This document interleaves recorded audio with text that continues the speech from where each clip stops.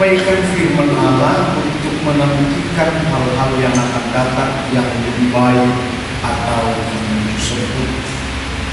Hal apakah yang dimaksud soal sempurna dan baik ini adalah rancangan Tuhan. Sebab tidak semua manusia bisa untuk mengerti. Ternyata begitu saudara-saudara dengan Tuhan. Ditambah dengan urapan, memang mereka akan bisa mengerti, tetapi juga tidak sepenuhnya. Ditambah dengan kuasa roh yang bekerja, akan semakin lebih baik memang.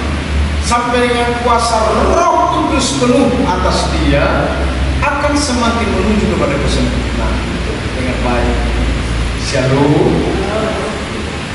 Sebabnya saatnya saya memberitahu kepada kita sekalian, mari hormati firman. Diawali dalam saat ibadah seperti ini, saudara-saudara, saudara harus face to face dengan hambanya yang beribadah, supaya jangan celaka ada yang main TikTok di dalam hati. Shalom. Ada yang main Facebook, ada yang main WhatsApp, atau ada yang hal-hal lain. Saudara, saya sebagai hamba Tuhan untuk menyampaikan ini kepada saudara-saudara, supaya dengan demikian sempurnalah kehidupan kita ke depan, karena satu demi satu akan dilepas hal-hal apa yang menyangkut ketidaksempurnaan. Shalom. Shalom. Sekali lagi hentikan yang namanya handphone. Saat gereja ini juga diperlengkapi dengan audio yang sebentar lagi, saudara-saudara, saya sedang dipenuhi dengan urapan Tuhan, dengan kerja nyata dari Tuhan, dan dengan berkat-berkat sedang dalam pengharapan ini ke depan dari Tuhan. Maka yang kupikirkan adalah bagaimana pekerjaan Tuhan itu dahsyat. Shalom, saudara. Sembari yang terpenting ini aku sampaikan kepada saudara-saudara mengenai firman Allah dalam kesaksian-kesaksian apa yang dimaksud oleh Roh Tuhan kepada kita sekalian. Dari 1 Korintus pasal 13 ayat 8 sampai dengan ayat yang ke-10. Dengarkan baik-baik, saudara. Saya baca begini kata firman Tuhan. Kasih tidak berkesudahan, nubuat akan berakhir, bahasa roh akan berhenti, pengetahuan akan lenyap. Sebab pengetahuan kita tidak lengkap dan nubuat kita tidak sempurna. Tetapi jika yang sempurna tiba, maka yang tidak sempurna itu akan dilenyapkan. Sebab hari ini aku sampaikan kepada saudara kebenaran dalam pengetahuan Allah untuk bisa disampaikan dalam waktu ini kepada anak-anak orang-orang kudus, orang-orang benar yang harus maju, dia bertumbuh sekaligus seperti pohon yang harus berbuah dan yang harus bertumbuh semakin besar dan menjadi tempat perlindungan, tempat pengharapan, tempat yang menyenangkan bagi setiap mereka yang sedang menanam pohon. Termasuklah saudara-saudara yang dimaksud di dalamnya adalah pohon Tuhan. Dan Allah yang menanam saudara-saudara ada di dalam dunia ini, maksudnya dengan demikian.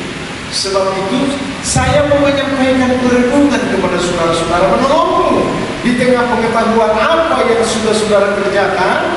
Coba dipakai perenungan hari ini. Apa juga yang engkau dapat?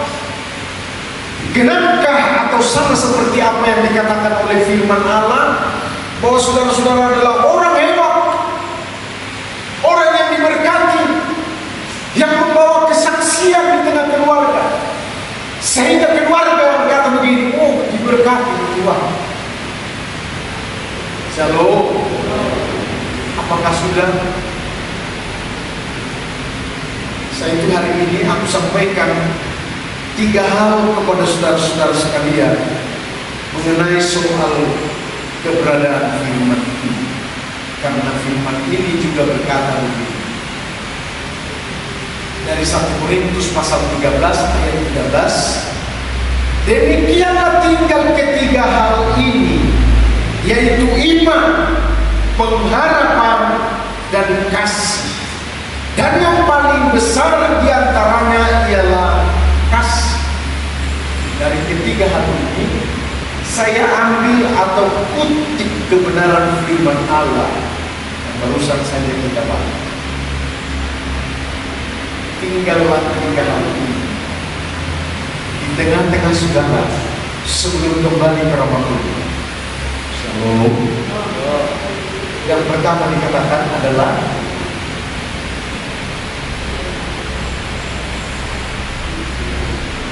iman. Shalom saudara. Ada bergambar Paul. Waktu lahir katanya anaknya diberikan namanya adalah iman. Sebab saya baca, saya mengetahui tentang iman itu luar biasa. Sehingga oleh karena iman segala perkara dapat bisa berjalan dan bahkan berjalan. Bagus. Nama bapak ini si Podium berpau. Banyak kopinya juga kasih nama Podium itu asal dari perjaminan. Ternyata tidak. Dia adalah tokoh tomat bawang cabai yang sedang selalu ngomong kepada orang tentang tomat cabai, tetapi ada di dalam hati pikirannya yang tidak tersalur ialah dikembangkannya lah kepada anaknya ini yang barulah ini namanya si Iman Marpal. Pertanyaan saya sebelum kita masuk kepada yang terdalam, kira-kira nyampe enggak ini? Atau jadikah ini menjadi orang yang beriman?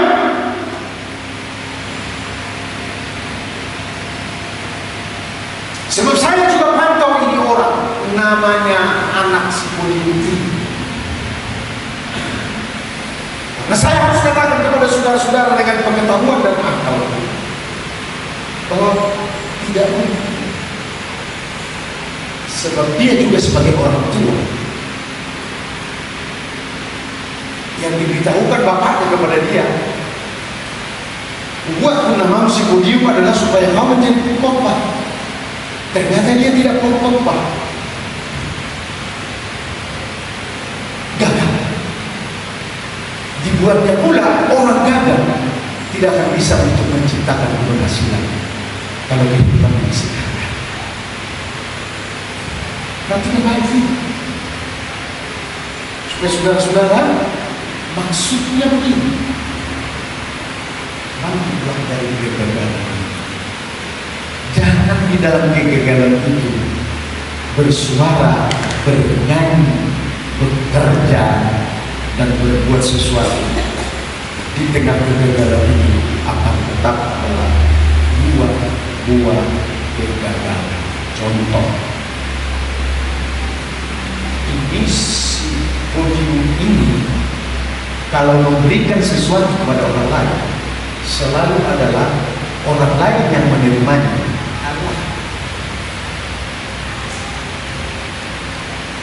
Tidak dari roh, tidak dari kasih, dan tidak dari kebenaran. Perhatikan ini saudara-saudara. Shalom, shalom, shalom. Beda pemberian orang-orang yang ada di dalam kasih karunia Tuhan dan orang yang ada di dalam kebenaran dan orang yang tidak ada di dalam kegagalan. Apa itu kegagalan? Saya harus beritahu kepada saudara-saudara, kebiasaan buruk yang sedang dikerjakan oleh orang-orang tertentu, sembari beribadah pun, sembari untuk berbuat sesuatu apapun, meminta saudara-saudara tidak akan menjadi berkat. Karena Yesus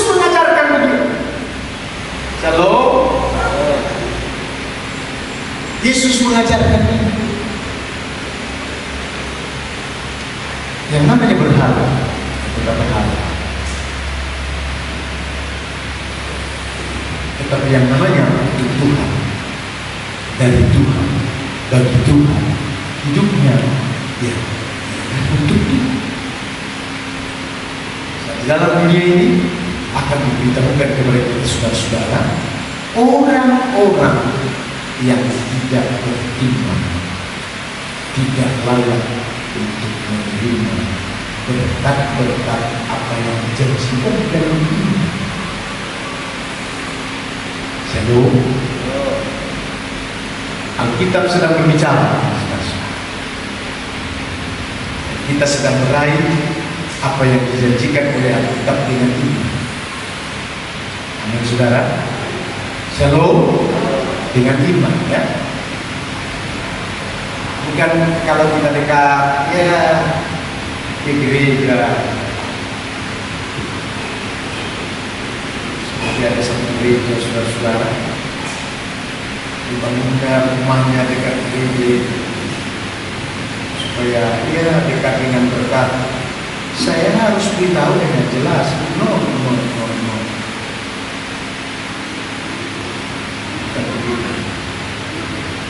Orang-orang yang beriman adalah yang merasakan bagaimana Yesus Kristus tersalib. Keterangan firman ini yang pasti begini, saudara-saudara, orang-orang beriman pasti merasakan,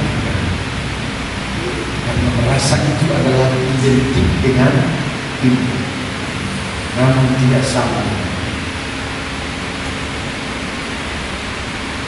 Jadi iman ini, kata firman Allah, haruslah tinggal di dalam kamu.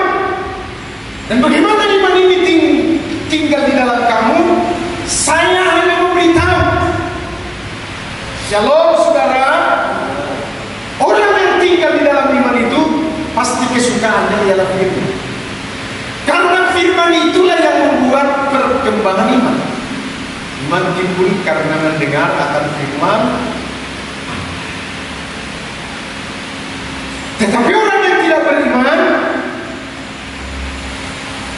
sebatang jagung saja pun lebih berharga bagi dia dan rela untuk meninggalkan rumah Tuhan. Itu bagi orang yang tidak beriman, atau minimalnya imannya selalu jauh daripada dia di tengah kehidupan, atau tidak membawa imannya di dalam kehidupan. Bayangkan saudara-saudara, ada orang yang tidak membawa imannya di tengah kehidupan. Ya ada. Siapa itu? Yang mencuri dan membongkar rumah dan yang menggolok ataupun membegal orang itu, ya itu namanya adalah orang yang tidak beriman, meninggalkan iman, menjauhkan iman dan membelakang iman, kata lain, karena tidak ada lagi takutnya dengan itu. Oh, saya sedang mengajar, sebab orang-orang beriman inilah yang Tuhan akan pakai. Dalam kitab Ibrani dicatat tentang orang-orang yang beriman. Sebutkanlah yang namanya Abraham, Ishak, Daniel, Sadrak, Mesak, dan Abednego.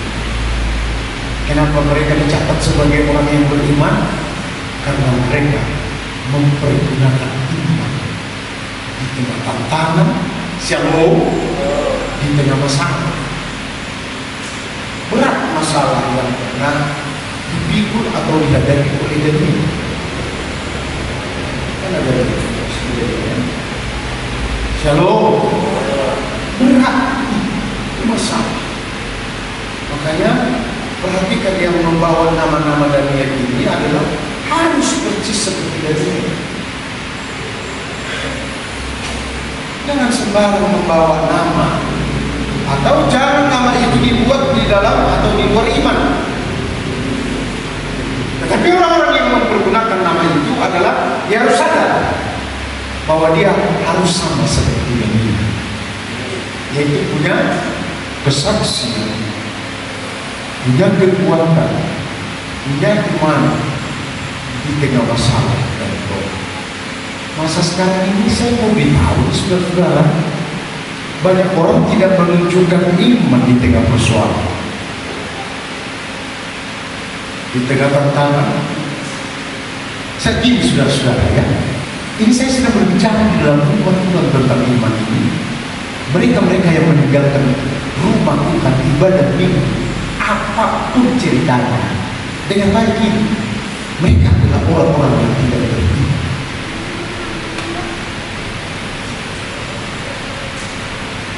Bagaimana saya untuk menunjukkan saudara seperti orang-orang yang ada di Facebook itu atau di YouTube ya,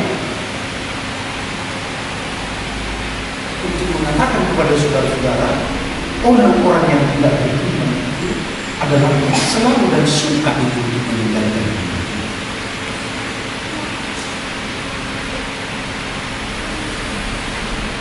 Shalom saudara.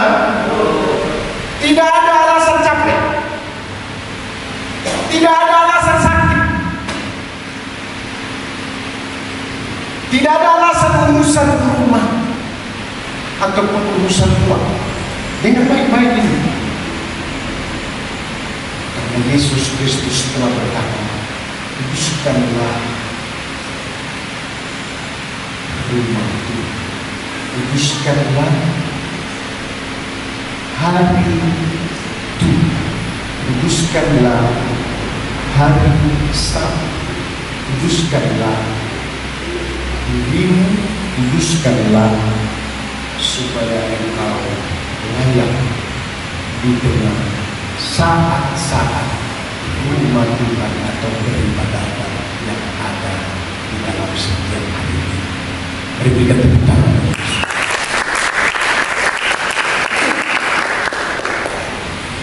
Sebab saya harus beritahu kepada saudara sekalian, di tengah iman ini masih harus panjang dalam kehidupan saudara-saudara. Kenapa harus panjang? Sebab tidak ada arti di hadapan Allah orang-orang yang tidak beriman.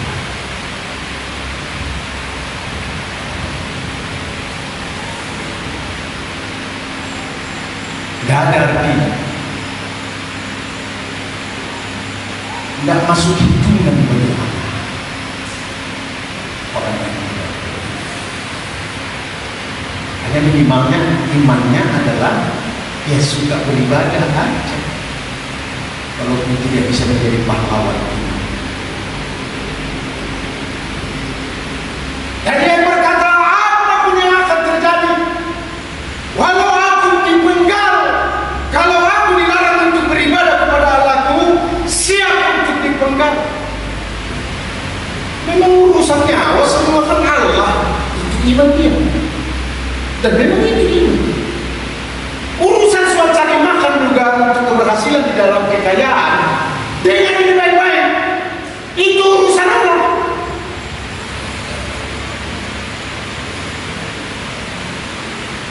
Saudara tahu, kalau Allah sudah mengizinkan semua, ada orang sedang diteguhkan ataupun dilantik menjadi apa itu kemarin? Dia terbang ke Jakarta, dilantik dia di sana. Pulang, nggak sampai di Medan, meninggallah dia, terkaparlah pesawat itu, udah dibawa ini, bahwa dia mau dilantik diri dan akan pindah segera ke Jakarta. Tapi karena rumahnya di Medan, pulang lalu dia. Tapi di Gunung Simayang matilah dia bersama dengan lebih dari 150 orang meninggal. Udah dilantik ini, dihukum.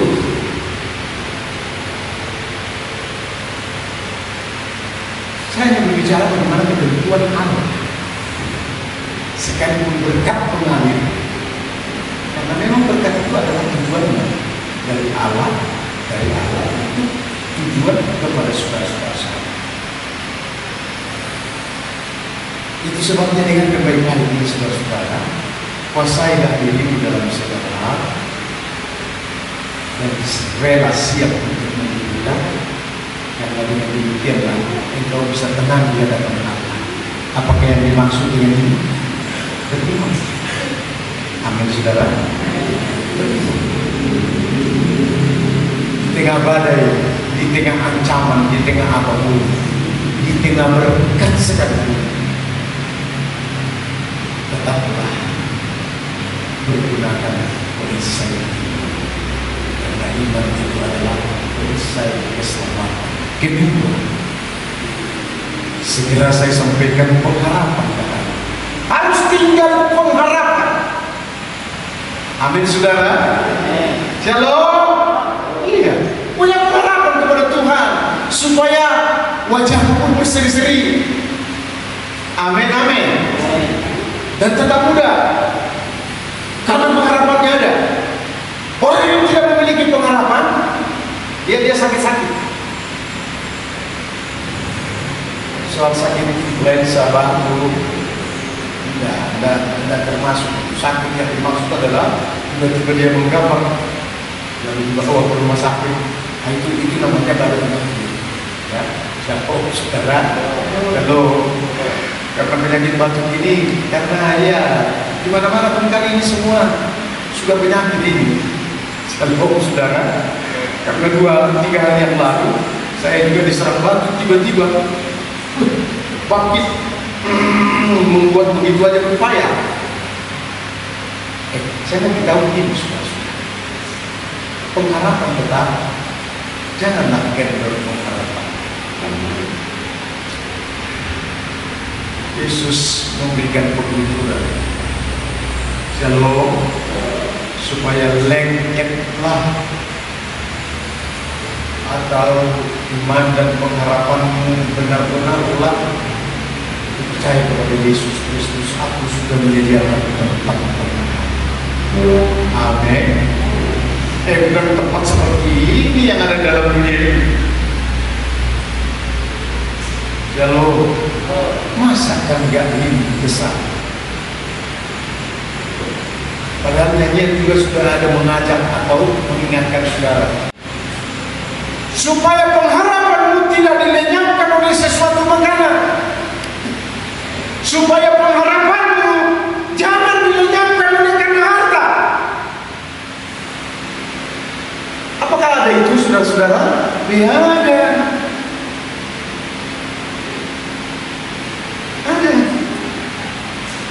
Oleh karena jemaat sekarang banyak meninggalkan Kristus, lupa bahwa di dalam Yesus Kristuslah pengharapan untuk masuk dalam kerajaan surga. Di luar yang lain yang ada. Shalom saudara. Shalom. Jadi ada yang hari ini kuteguhkan kepada saudara-saudara soal pengharapan itu, berkata begini saudara-saudara, Wahyu 15 ayat 1, dan aku melihat suatu tanda lain di langit, besar dan ajaib, 7 malaikat dengan 7 malapetaka terakhir, karena dengan itu berakhirlah murka Allah. Saya beritahu saudara-saudara, ya. Jadi ada 2 jalan, kata Yesus. Ini pun saya mau cerita ini. Ada 2 pengharapan, yaitu malaikat yang membawa akhir daripada kehidupan. Satu lagi saya ingatkan kembali ini saudara-saudara, kata firman Allah sembari kita merenungnya. Dan aku melihat suatu tanda lain di langit besar dan ajaib, 7 malaikat dengan 7 malaikat terakhir. 7 malaikat dengan 7 malaikat terakhir.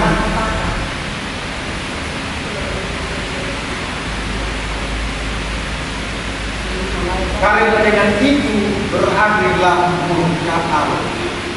Ada 7 terjadi. kepada emas tadi, kepada harta tadi, kepada uang mendadak ini. Dan ini penyakit banyak orang. Kalau sudah punya harta, lupa. Hanya saya sekarang sedang berdoa, bukan soal lupa. Yang saya berdoa adalah supaya kebenaran apa yang Tuhan maksud tentangku di dalam dimensi ketiga ini berjalan dengan sempurna. Itu kita bukan bagi. Dan ini yang terdalam yang akan kuajarkan kepada saudara-saudara, bahwa pengharapan jangan dikecewakan oleh karena sedikit yang muncul untuk menjadikan tawar hati, oleh karena sesuatu yang sangat menarik. Sebutkanlah seperti seorang gadis belia yang masih di dalam pubernya, ketika dia melihat si Sulaiman binti tipis melihat dan menawarkan untuk menikah karena bunga Mercedes pinjam. Si puber itu terus berkata, "Tidak apa-apa. Nanti marah papamu, ingatkan dia." Sudah. Mereka pun terbang sampai ke Singapura dan dinikahkan di sana. Namanya nikah siri. Hancurlah. Padahal dia mungkin singir di gereja lain. Dengar baik-baik, saudara-saudara. Yang terakhir, kasihlah yang harus tetap tinggal di bumi dan sampai ke surga untukmu. Bagaimana maksudnya? Karena kasih itu adalah yang terpenting. Karena kasih itu adalah kasih yang ada dari Allah. Karena kasih itu adalah tidak berkesudahan. Yang lain bisa berkesudahan, tetapi tentang kasih ini sampai ke surga. Sebab itu hari ini aku ingatkan kepada saudara-saudara adalah tetaplah untuk mengasihi Tuhan. Amin. Itu yang terpenting. Tetaplah untuk mengasihi Tuhan. Markus 12 ayat 31, 2, 3, ya. Kasihilah Tuhan Allahmu dengan segenap hati, dengan segenap jiwa, dan dengan segenap akal budi, dan dengan segenap kekuatan. Amin. Berikan tepuk tangan. Saya akhiri khotbah ini. Dengarkanlah firman Tuhan yang berkata, sekaligus untuk mengajar saudara-saudara supaya jangan sekalipun untuk meninggalkan kasih. Namanya kasih yang terdorong untuk mengasihi Yesus Kristus Tuhan. Karena firman ini mengajar begini, 1 Yohanes pasal 4 ayat 9. Dalam hal inilah kasih Allah dinyatakan di tengah-tengah kita, yaitu bahwa Allah telah mengutus anaknya yang tunggal ke dalam dunia supaya kita hidup di dalam kasih. Kasih Yesus sungguh indah seperti yang saudara ini. Amin, saudara. Shalom. Kasih Yesus yang indah menyelamatkan saudara-saudara dari lubang kubur ataupun lubang yang sangat dalam, dari keadaan-keadaan yang sangat buruk, dari sesuatu yang memungkinkan tidak mungkin untuk masuk dalam kerajaan Allah. Tapi Yesus tampil dan datang diselamatkan dia. Dan hanya karena saudara-saudara percaya, sedikitnya sebenarnya modal atau ini soal percaya sedikit, yang dituntut dari saudara-saudara. Halo? Supaya mudah orang masuk dalam pekerjaan.